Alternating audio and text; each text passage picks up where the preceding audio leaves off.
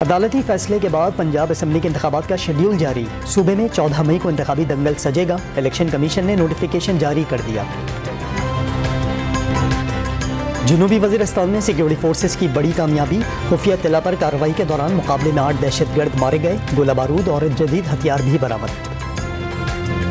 कोटरी site में police की मुनशियात फरोशों के खिलाफ कार्रवाई। मुलजिमान के हमले में 2 ASI जख्मी। पुलिस ने 2 अफराद को गिरफ्तार कर लिया।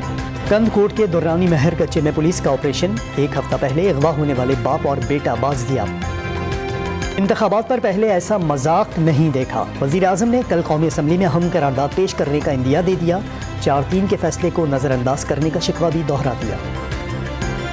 और सांगढ़ में तहरीक इंसाफ के अदालती फैसले पर यौम तशक्कुर। खिलाड़ियों ने प्रेस क्लब के बाहर बड़ी स्क्रीन नस्ब कर दी। कारकुन इमरान खान का खिताब सुनने के लिए पहुंच लगे।